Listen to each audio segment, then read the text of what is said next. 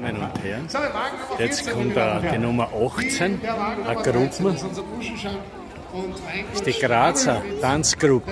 Grazer. Jetzt schauen wir, was sie können. Sie fangen schon an zum Tanzen. Ja, tut mir nicht unterbrechen. Danke an unsere Genere. Sehr schön. Jetzt, liebe Damen und Herren, haben wir von Weingut Jöpsl. Ja, von Weingut Jöpsl eine ganz Mit ganz der tolle Batsmusik. Beitrag, Getreide ernten wie damals. Also die Batsmusik spielt ihnen auf, die Grazer. Der Grater an der Kurbel. Sag mal, was hast du da alles aufgeschrieben? Können wir mal zu, stellen wir sie mal da her. So, Man hat früher mit dieser Winde das Getreide gereinigt. Dann ist die Winde jetzt ewig lang gestanden. Und wir haben unsere Sehr Trauben schön. gepresst und tun jetzt die Traubenkerne abtrennen für die Traubenkerne. Und deswegen lassen wir es durch die Winde durch.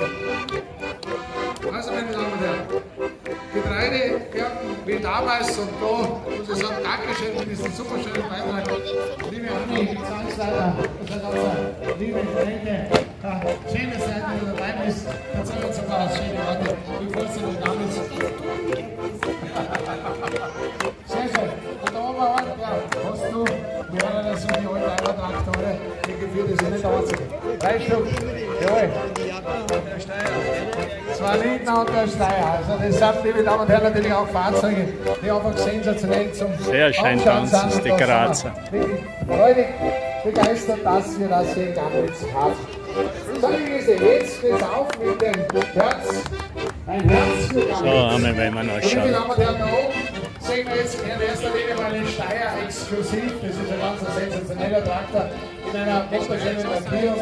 Noch schöner ist er gefüllt, meine Damen und Herren. Und noch schöner als der Schmuck ist die Lenkerin. Ja. Und noch schöner wie die Lenkerin sind die 2 Kinder, die drauf sind. Gell? Das sind die Enkel von der Mühle aus, oder? Ja, oder so, ja, okay. Liebe Juliane Schaaf, das ist jetzt die Mama von unserem Tourismusrat. Das haben sie wirklich schön Mama von unserer Bundesministerin. Und die Senior- Applaus, bravo, bravo.